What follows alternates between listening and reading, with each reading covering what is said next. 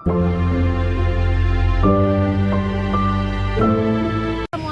warahmatullahi wabarakatuh. Yang saya hormati Bapak Ibu penguji UKI, kinerja mahasiswa PPG dalam jabatan Kementerian Agama Republik Indonesia LPTK IAIN Sultan Amai Gorontalo Batch 2 tahun 2024. Perkenalkan, nama saya Siti Linar Abdullah. Saya guru pendidikan agama Islam di SMK Negeri 2 Bitung. Saya adalah mahasiswa pendidikan profesi guru dalam jabatan Kementerian Agama Republik Indonesia kategori 2 batch 2 tahun 2024 di LPTK IAIN Sultan Amai Gorontalo dengan NIM 247272161, nomor UKG 717295000020. Pada hari ini Selasa 28 Januari 2025, saya akan melaksanakan praktek pembelajaran dalam rangka penilaian uji kinerja dengan menggunakan model pembelajaran problem based learning pada materi 5 prinsip hukum Islam Al-Kulliyat Al-Khamsah pada pelajaran pendidikan agama Islam dan budi pekerti di kelas 10. Terima kasih, mohon arahan bimbingannya dan selamat menyaksikan. Wassalamualaikum warahmatullahi wabarakatuh. Allah Karim, Karim, Karim, Rahman Rahim, Rahim, Rahim. Qum lil ibadah talqa as-sa'adah, talqa as-sa'adah, talqa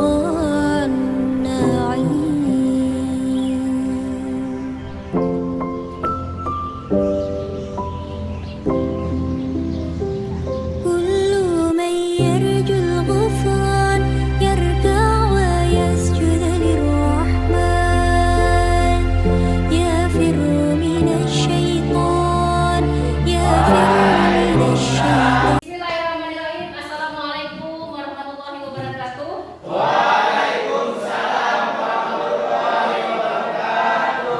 Oke, adik, sebelum Ibu memulai materi kita pada pagi hari ini, Ibu mau minta tolong kebersihan dilihat, mungkin di laci, samping kiri kanan.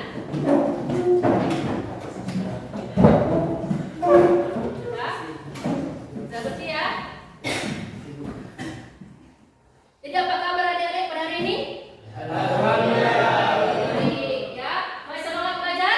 Saya lagi, masih semangat belajar? Oke, kalau masih semangat belajar berarti kita awali materi kita pada pagi ini dengan berdoa. Kira-kira ada yang bisa pimpin doa? Untuk memulai ya siapa? Silakan. Teman-teman, sebelum kita mulai kegiatan belajar mengajar, mari kita berdoa. Bismillahirrahmanirrahim. Alhamdulillahirabbil alamin arrahmanir rahim maliki yaumiddin. Iyyaka na'budu wa iyyaka nasta'in ihdinas siratal mustaqim siratal ladzina an'amta 'alaihim ghairil maghdubi 'alaihim waladdallin. Amin. Ya, terima kasih. Adik-adik, Ibu akan mengirim daftar hadir melalui Google Form. Jadi silakan adik-adik mengisi daftar hadir sesuai dengan nama pada hari ini ya.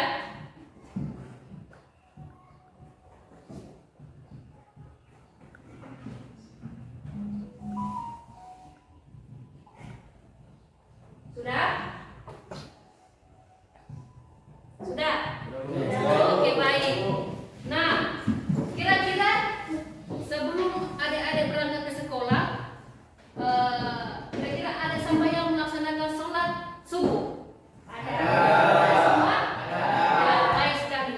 Nah, karena sholat subuh adik-adik lakukan pada tadi menyangkut paut materi kita pada hari ini, yaitu tentang menjaga agama. Nah, jadi materi kita pada pagi hari ini tentang Al-Kulliyat Al-Khamsah. Ada yang ingat materi Ibu yang kemarin? Ya Bu, Tentang apa? tentang lomba-lomba dalam kebaikan. Tentang lomba-lomba dalam kebaikan. Contohnya seperti apa? Nah, contohnya seperti membantu orang, yaitu dengan memberikan sedekah, Memulai juga seperti menghafal Al-Quran. Ya, baik sekali. Ada lagi yang tahu tentang contohnya seperti apa lomba-lomba dalam kebaikan? Tidak ada. Ya, contohnya seperti kalau teman tidak punya sesuatu kita berikan, pinjamkan, ya, tanpa kita harus menginginkan balik dari teman kita. Ya, baik adik-adik. Ibu akan membuka tujuan pembelajaran. Jadi ibu minta 4 orang bantu ibu membaca tujuan pembelajaran materi pada hari ini.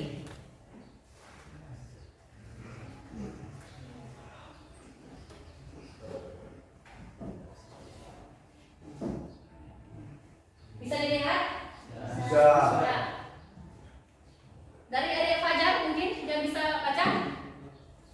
Silakan berdiri. Nomor 1. Peserta didik dapat menentukan perilaku taat pada aturan sebagai implementasi dari Al-Kuliah Al-Hamzah dengan baik. Iya. Nomor 2. Peserta didik dapat menjelaskan 5 prinsip dasar hukum Islam Al-Kuliah Al-Hamzah secara metodologi dan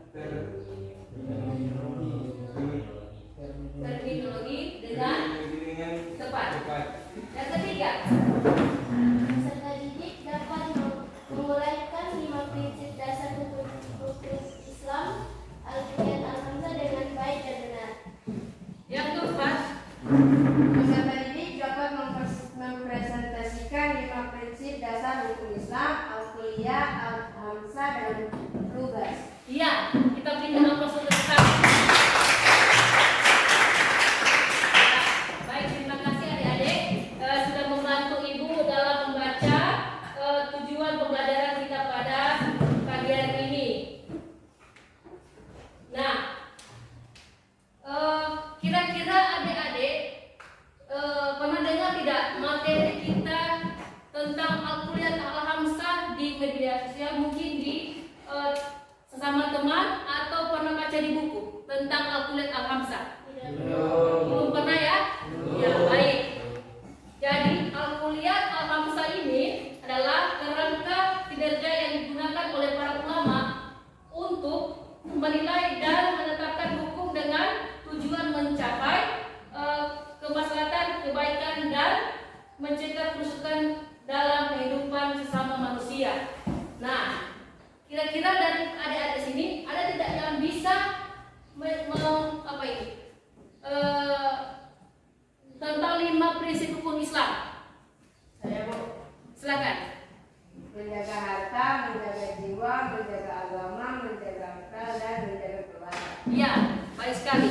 Ada yang bisa menjelaskan atau menerapkan 5 prinsip hukum Islam? Silakan, Adik Fauzan. Yang pertama, menjaga harta.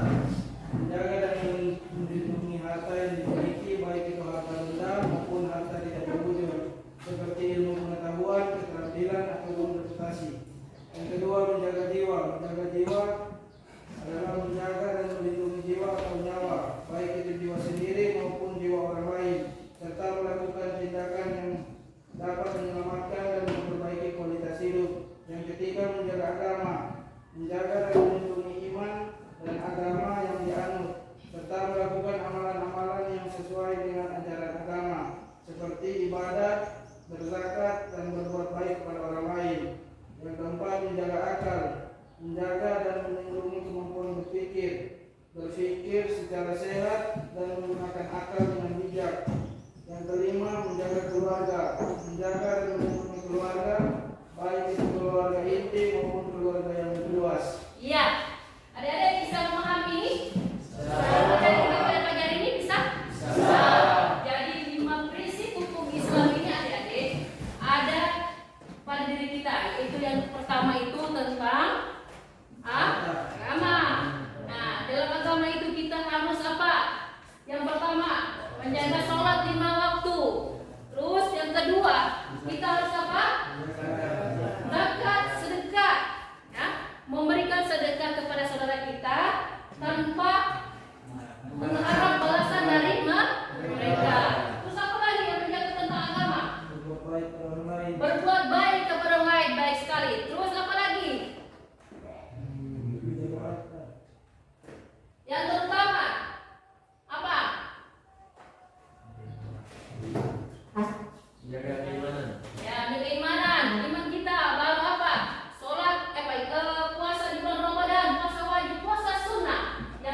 kita tinggalkan.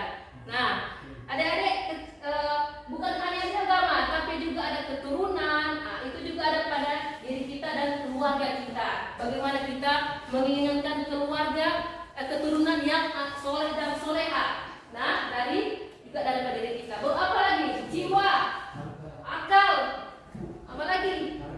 Harta. Nah, kalau sudah berbicara harta itu sangat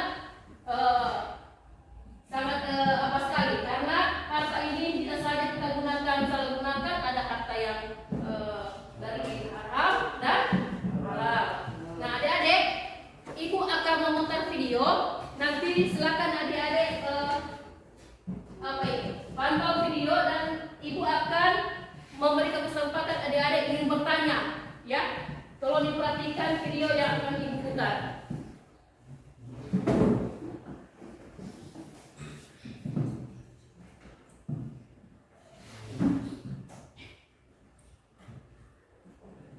Assalamualaikum warahmatullahi wabarakatuh. Apa kabar adik sekalian? Rahmat Allah Subhanahu wa taala. Alhamdulillah.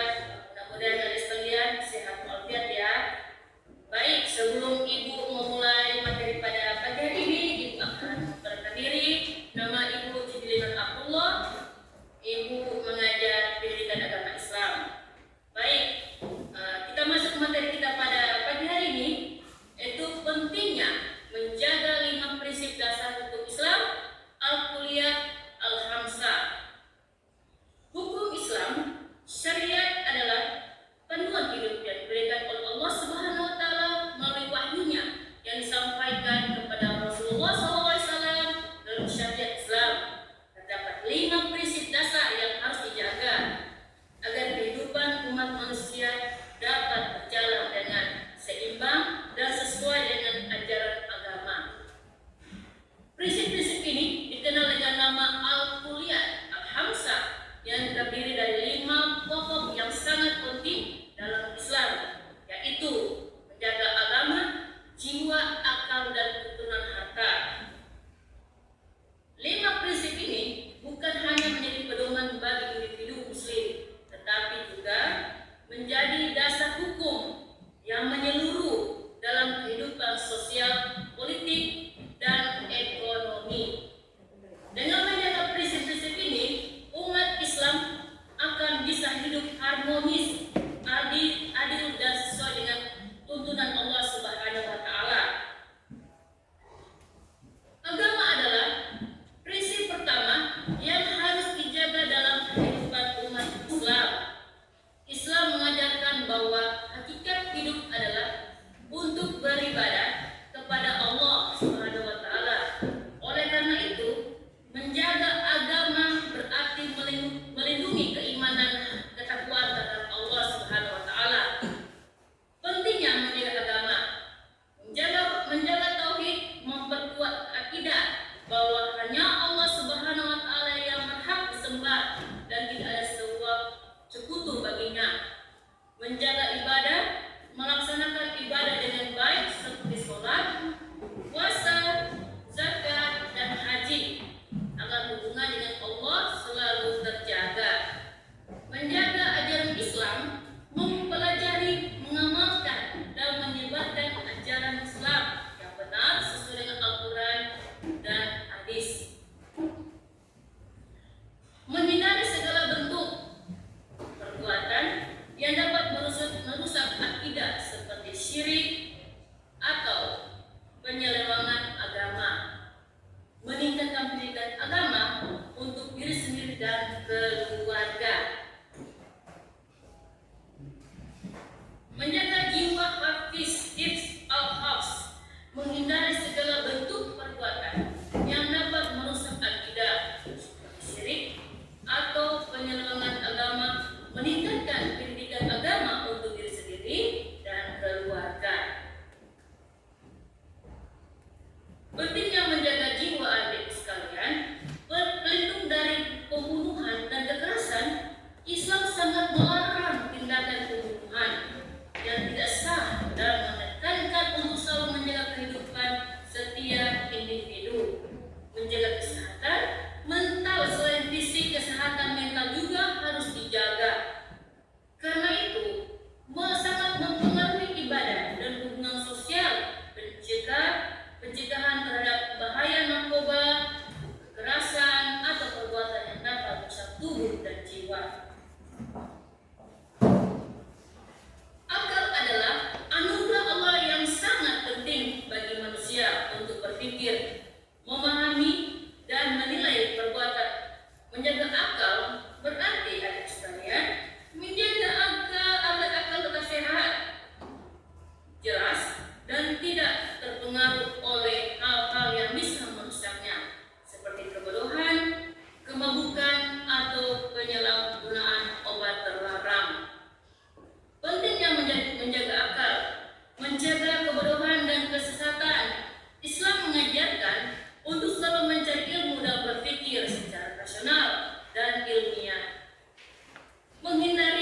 kebijakan yang merusak akal seseorang.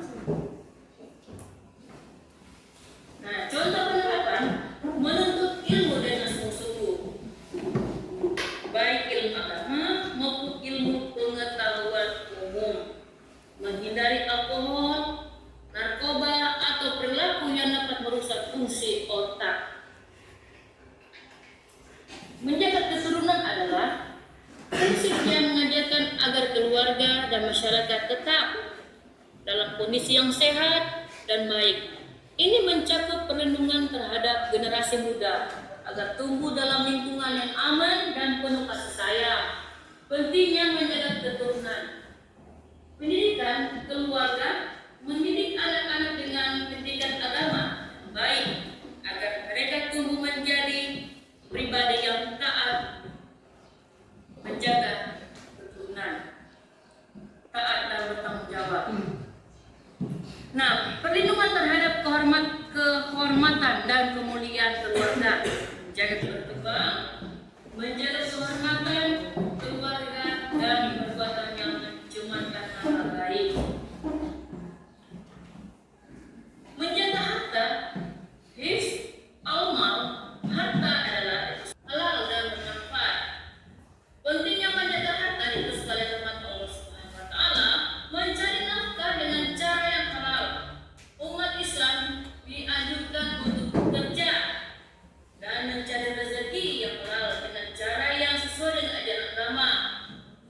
Menjaga harta dari keborosan atau penipuan. Harta harus dikelola dengan baik, tidak disia-siakan dan tidak digunakan untuk hal-hal yang baik. Tidak disia-siakan dan tidak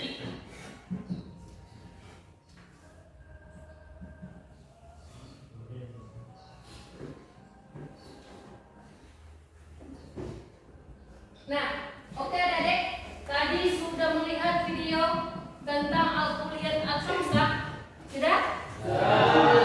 Di situ sudah diuraikan sangat jelas langkah-langkah dari 5 prinsip hukum Islam. Ya, sekarang Ibu mau buka pertanyaan dari adik-adik, silakan yang ingin bertanya. Silakan. Bagaimana peran kias dalam menghadapi persoalan yang tidak dijelaskan secara eksplisit dalam Al-Quran dan hadis? Pertanyaan yang sangat luar biasa. Bagaimana peran kias dalam menghadapi persoalan yang tidak dijelaskan secara eksplisit dalam Al-Quran? Silakan. Yang ingin bertanya, yang ingin menjawab, silakan.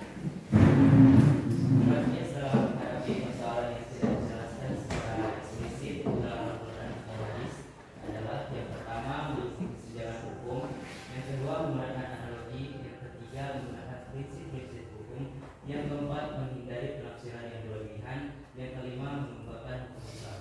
Namun perlu diingat bahwa kias harus digunakan dengan hati-hati dan harus sesuai dengan prinsip-prinsip hukum Islam. Kias juga harus digunakan oleh orang-orang yang memiliki pengetahuan yang luas tentang hukum Islam dan yang memiliki kemampuan untuk menganalisis dan menafsirkan hukum Islam. Iya, baik sekali jawaban. Bagaimana? Jawaban dari adik Diki? Pas ya, baik sekali. Kira-kira ada yang bertanya lagi mengenai video yang Ibu putar tadi? Anda ada? Oke. Sekarang Ibu akan bagi kelompok, 2 kelompok, kelompok 1 dan kelompok 2. Ibu akan bagikan hasil untuk dipresentasikan. Nanti teman-teman itu aktif agar hasil presentasi itu bisa menghasilkan yang sangat baik, ya. Nanti kelompok 1 tentang menjaga agama, keturunan, akal, dan kelompok 2 harta, ilmu, dan jiwa. Ya, jadi silakan kelompok 1 dan kelompok 2 silakan membagi kelompok dari Adik Fajar sampai ini. Hanif dan Ira sampai ke Iki. Silakan.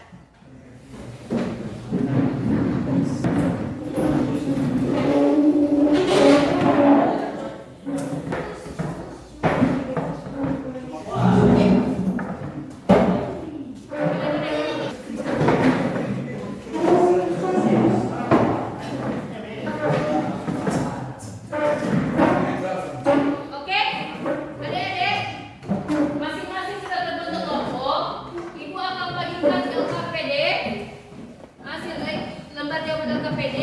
Nanti silakan adik-adik tolong mempresentasikan yang ibu sudah berikan kelompok materi. Silakan. Kalau ada tidak kejelasan, kalau tidak ada kejelasan yang ingin bertanya silakan ditanyakan langsung kepada ibu. Ya. Kelompok 2 kalau ingin ditanyakan, kalau tidak jelas silakan ditanyakan kepada ibu. Yang tidak jelas ditanyakan kepada ibu ya.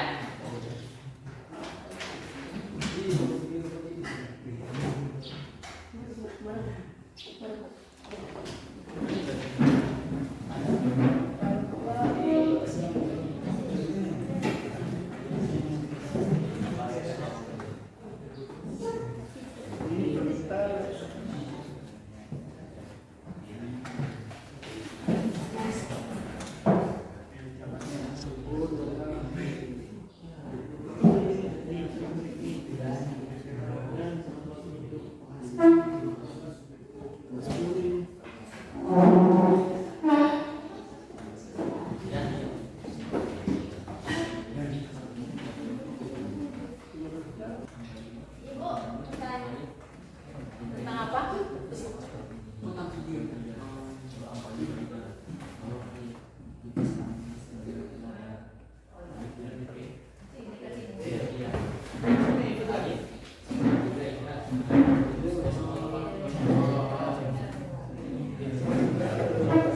Sudah mengerti nggak, Pak? Ya. Kelompok 2, ada yang kurang jelas?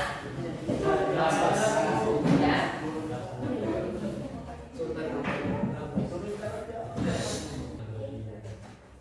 Kelompok 2 jelas?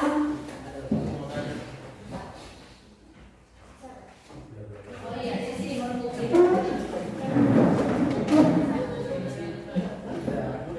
ya, sudah mengerti ya? Oke, baik. Kelompok 1 sudah siap presentasi? Oke, jadi sekarang kelompok 1 maju ke depan mempresentasikan argumentasi dan membuat pertanyaannya. Assalamualaikum warahmatullahi wabarakatuh.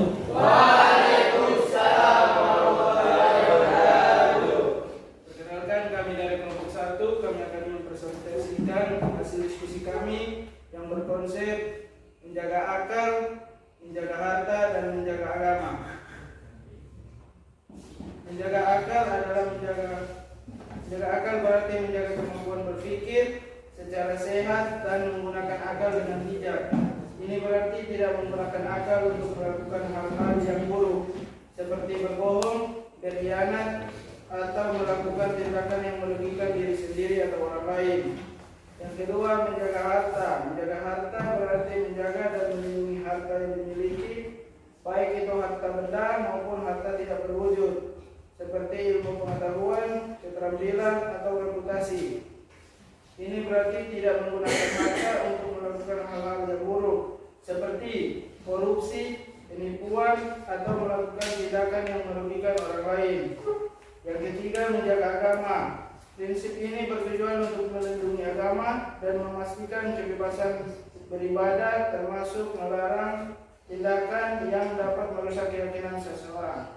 Sekian dari kami. Ada pertanyaan dari kelompok 2? Silakan jika ada pertanyaan dari kelompok itu tadi hasil presentasi dari kelompok 1. Jika kelompok 2 ingin bertanya silakan, yang ingin bertanya silakan.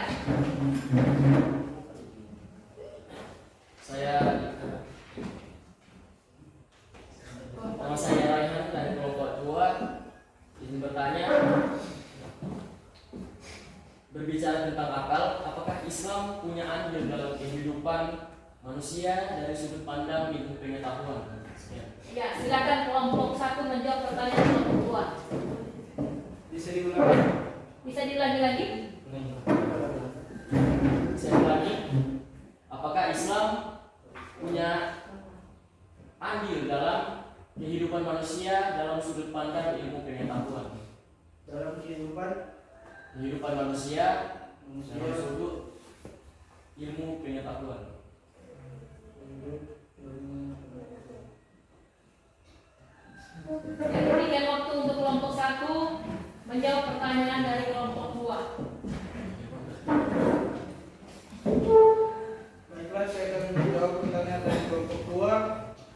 Ya, Islam memiliki andil yang signifikan dalam kehidupan manusia dari sudut ilmu pengetahuan.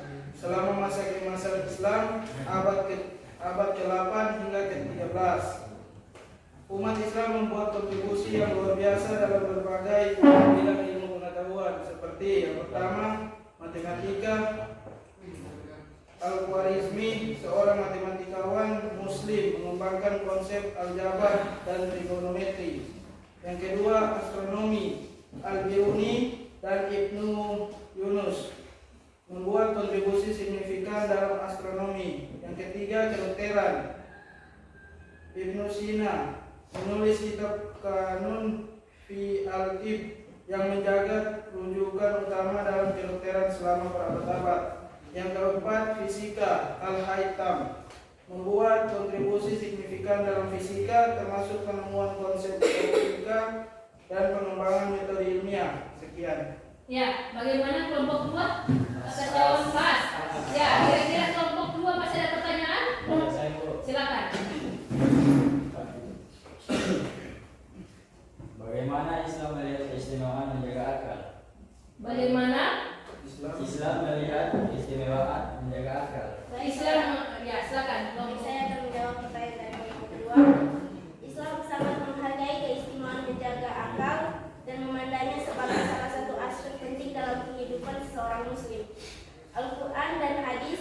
Al-Quran surat Al-A'raf ayat 179 menyebutkan bahwa orang yang tidak menggunakan akalnya adalah seperti hewan. 2. Hadis Nabi Muhammad SAW menyebutkan bahwa akal adalah cahaya yang diberikan Allah kepadanya. Pentingnya akal dalam Islam. Akal digunakan untuk memahami agama dan mengambil keputusan yang tepat. Akal membantu seseorang untuk membedakan antara yang benar dan yang salah. Akal digunakan untuk mengembangkan ilmu pengetahuan dan teknologi.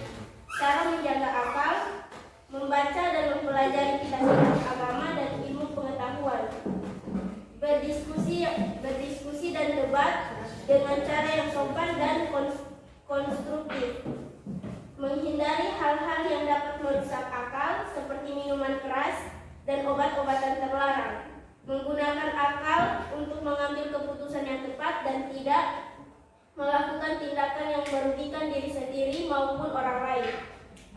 Konsekuensi tidak menjaga akal: kehilangan kemampuan untuk membedakan antara yang benar dan yang salah, memahami kerugian dan kesulitan dalam kehidupan, kehilangan kesempatan untuk mengembangkan diri dan mencapai kesuksesan.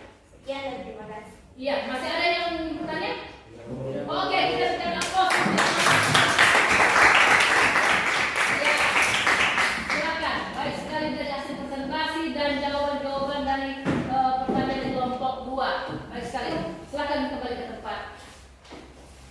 Persiapan untuk kelompok 2. Mari ke depan untuk mempersiapkan. Sudah siap kelompok 2? Silakan kelompok 2 mempresentasikan hasil presentasi dan kelompok 1 siapkan pertanyaan baik-baik. Pertanyaan.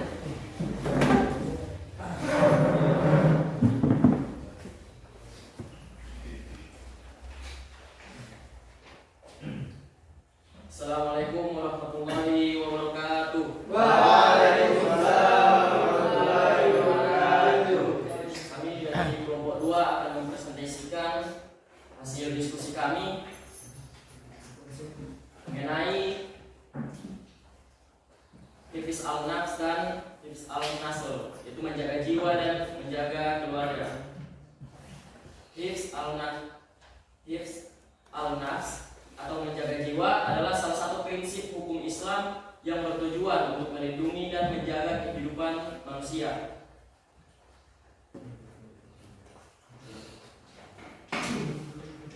Yang termasuk menjaga jiwa: 1. Larangan membunuh. Islam melarang membunuh manusia tanpa alasan yang sah. 2. Melarang menyakiti. Islam melarang menyakiti orang lain, baik secara fisik maupun mental. 3. Pengobatan dan perawatan Islam. Islam mewajibkan pengobatan dan perawatan bagi orang yang sakit atau terluka. menjaga penyakit. Islam mewajibkan pencegahan penyakit dan promosi kesehatan. 5. Larangan bunuh diri. Islam melarang bunuh diri dan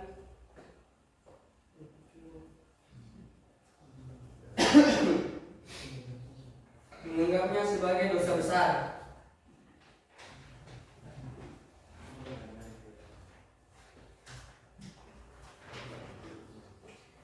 Hifz al-Nasr atau menjaga keluarga. Hifz al-Nasr adalah salah satu prinsip hukum Islam yang bertujuan untuk melindungi dan menjaga keutuhan keluarga.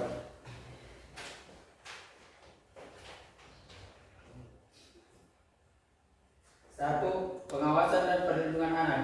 Islam mewajibkan orang tua untuk mengawasi dan melindungi anak-anak mereka. 2. Penghormatan kepada orang tua. Islam mewajibkan anak-anak untuk menghormati dan mematuhi orang tua mereka. 3. Pengaturan pernikahan. Islam mengatur pernikahan dan melarang pernikahan yang tidak sah. 4. Pengaturan perceraian. Islam melarang perceraian dan melarang perceraian yang tidak sah. 5. Penghormatan kepada keluarga. Islam mewajibkan untuk menghormati dan menghormati keluarga. Sekian presentasi dari kami. Bila ada pertanyaan, disilakan. Ya, itulah tadi hasil presentasi dari kelompok 2. Dipersilakan kelompok 1 untuk memberikan pertanyaan kepada kelompok 2. Silakan. Silakan. Bagaimana Islam melihat persoalan dalam menjaga keturunan? Silakan. Dalam Islam, menjaga keturunan merupakan salah satu aspek penting dalam kehidupan keluarga. Berikut beberapa prinsip yang dipegang oleh Islam terkait menjaga keturunan. Penghargaan terhadap keturunan Islam mengajarkan untuk menghargai dan menyayangi keturunan sebagai anugerah dari Allah Subhanahu wa taala. Dalam Al-Qur'an disebut bahwa anak-anak adalah perhiasan bagi orang tua. Quran surat Al-Araf ayat 189. 2. Tanggung jawab orang tua. Islam menekankan pentingnya peran orang tua dalam menjaga dan membesarkan keturunan. Orang tua bertanggung jawab untuk memberikan pendidikan, kasih sayang dan perlindungan kepada anak-anak mereka. 3. Pendidikan dan pembinaan. Islam mendorong orang tua untuk memberikan pendidikan yang baik dan pembinaan karakter kepada anak-anak mereka. Ini termasuk mengajarkan nilai-nilai agama, moral dan etika. 4. Keseimbangan antara kasih sayang dan disiplin. Islam mengajarkan pentingnya keseimbangan antara kasih sayang dan disiplin dalam membesarkan anak-anak. Orang tua harus memberikan kasih sayang dan pengertian, namun juga harus menetapkan batasan dan disiplin yang jelas. 5. Pentingnya doa dan tawakal. Islam mengajarkan untuk selalu berdoa dan bertawakal kepada Allah Subhanahu wa taala dalam membesarkan keturunan. Orang tua harus memohon perlindungan dan pembimbingan Allah Subhanahu wa taala dalam menjaga dan membesarkan anak-anak mereka. Ya, itu tadi jawaban dari kelompok 2. Jika masih ada pertanyaan, silakan kelompok 1. Silakan. Jelaskan bagaimana menjaga jiwa dalam Islam dan berikan diri. Bagaimana menjaga ya, jiwa dalam Islam dan berikan dalilnya.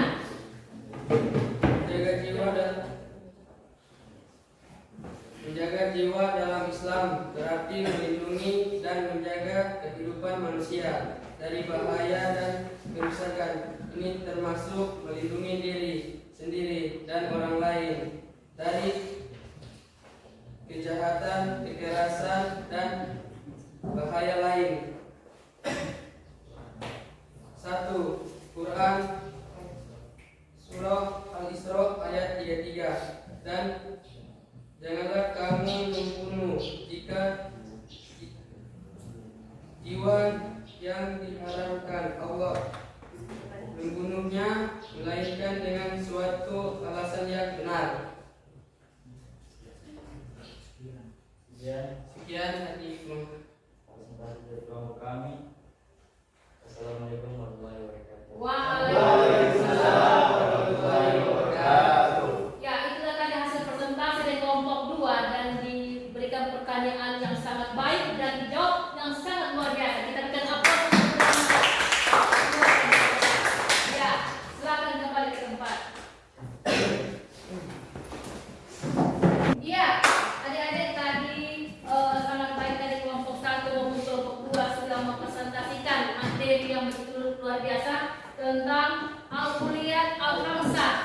terdiri dari apa? 5 prinsip hukum Islam. Nah, kiranya Ibu berharap adik-adik sudah memahami isi dari 5 prinsip hukum Islam, ya. Itu yang pertama apa tadi? Agama.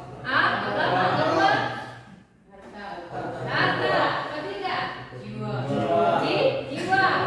Keempat, kelima, keturunan. Nah, jangan lupa ya adik, dalam prinsip 5 prinsip hukum Islam ini, yang pertama itu ada agama. Lagi dan lagi, agama itu jangan sampai kita tinggalkan. Itu yang pertama sholat, ya. Ada sholat wajib, ada sholat sunnah, ya, harus kita kerjakan. Ya, di dalam juga ada puasa. Nah, sebentar kita akan menghadapi bulan suci Ramadan. Nah, kita wajib melaksanakan itu adik-adik, ya. Nah, sebelum melaksanakan puasa Ramadan, ada puasa sunnah, yaitu Senin dan Kamis. Ya, nah, sebelum masuk di bulan Sya'ban, ada bulan Ramadan.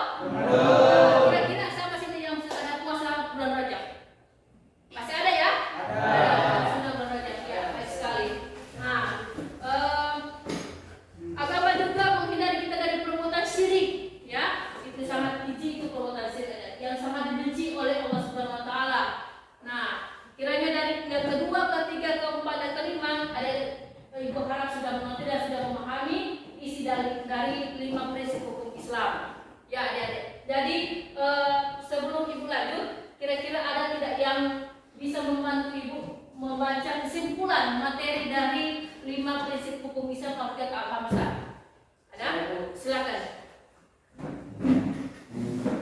Kuliah Al-Hamzah adalah konsep penting dalam ilmu nahu Arab yang membantu memahami struktur dan sintaksi bahasa Arab. Dengan memahami ciri-ciri dan contoh Al-Kuliah Al-Hamzah, kita dapat meningkatkan kemampuan berbahasa Arab dan memahami teks-teks Arab dengan lebih baik.